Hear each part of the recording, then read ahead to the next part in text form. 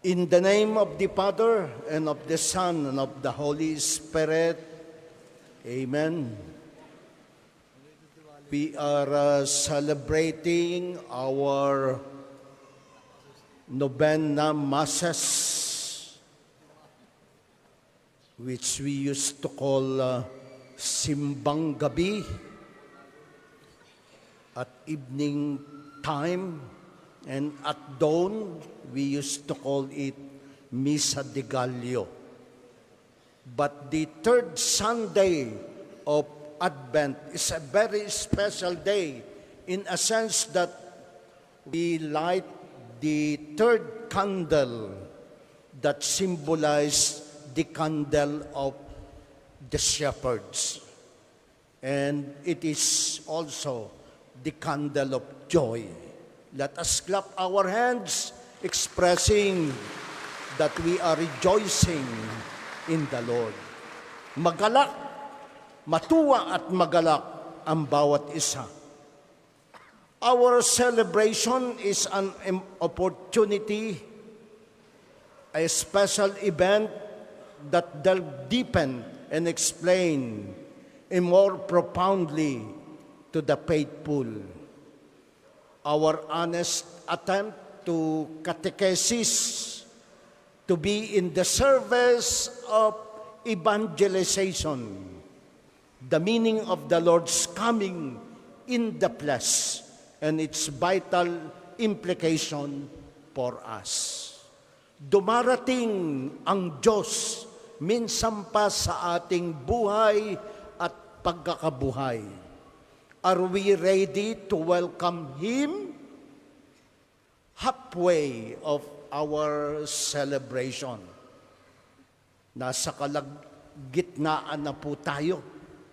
We have started our Simbang Gabi, and tomorrow it will be our celebration of the coming of the Lord on Christmas Day.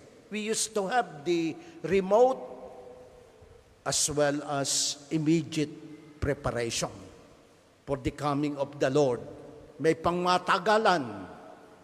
It took 4 weeks preparation, and we have kagyat na paghahanda with our Novena Masses, which we used to call Simbang Gabi or Aguinaldo Masses, symbolic of the 9 months of the child in the womb of our Mother, Mama Mary.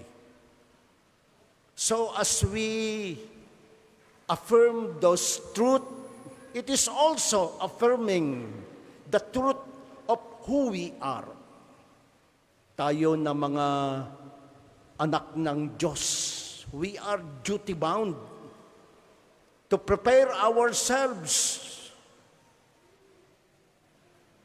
and our preparation was facilitated by the prophets. So we lighted the candle of the prophets, symbol of hope. Last Sunday, second Sunday, we lighted the candle of Bethlehem, the place where the Lord is born. And this is the candle of Bethlehem, symbolic of the place. At sana naman po ay meron ding lugar sa ating pagkatao na iluluwal, isisilang ang Diyos sa ating pagkatao. So this is an invitation that like Mary, we accept the Lord in our lives. Tumatanggi ba tayo sa iniaalok niyang pagdating sa ating buhay? Hindi po natin magagawang tanggihan siya, sapagkat sabi natin, sin is the rejection of God. Sin is the absence of love. At kung talagang ang pag-ibig ay nasa sa ating pagkatao, magiging mabubuting tao tayo sa isa't isa. We dispel the darkness of sin and death. In our biblical reading, Elijah, the greatest prophet, was mentioned. The characteristic of Elijah is also the very characteristic of Saint John. 800 years before the coming of the Lord, Elijah is the champion of the purity of faith in one and true God. Si Propeta Elias ang dakilang propeta na nag-aanyaya sa tao, manambahan sa iisa at tunay na Diyos. At huwag nating ipoprofanate ang ating pagiging mananambahan sa Diyos sa Espiritu at katotohanan. Kaya kayo po, tayong lahat, bawat isa sa atin, maging totoo sa ating sarili, hindi plastic. Ngayong panahong ito, durong daming sekta ng relihiyon, napakaraming ideological persuasions. Sino doon ang nagtotoo? Kahit ang ating kasaysayan gustong baluktutin, historical revisionism. Pagkat nung panahon ni Propeta Elijah,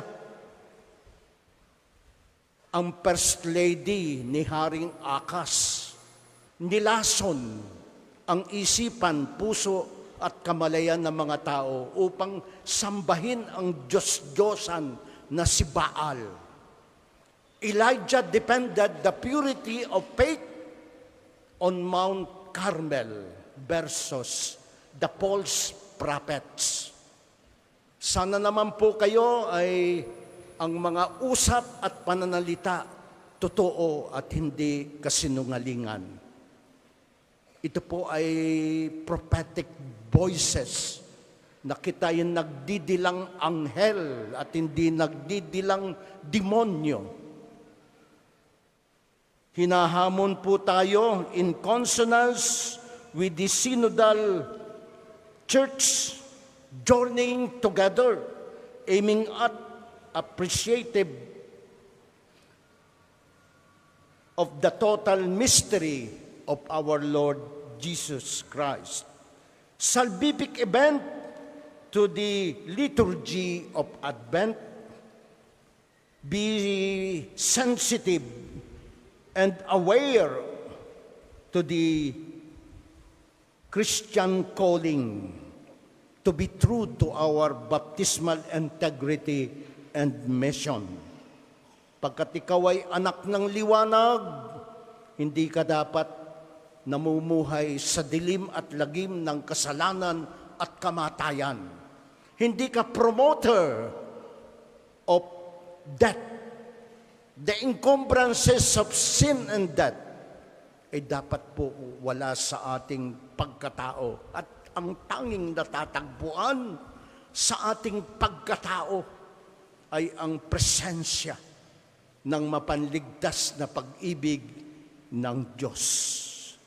Liwanag sa mundo, yun po ang hamon sa atin, katulad ni Saint John the Baptist.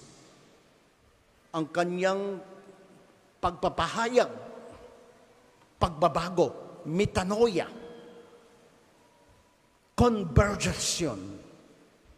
Kaya tayo po, kung gusto nating maging maligaya at masaya ang pamumuhay, lisanin ang dilim at lagim ng kasalanan at kamatayan. Mamuhay tayo sa kaliwanagan, totoo kang anak ng Diyos. True to our baptismal integrity and mission as sons and daughters of God. Pag napapangyari po natin ito, mapapangyari natin na talagang ang Diyos ay sumasa atin. Emmanuel, God is with us, God is for us.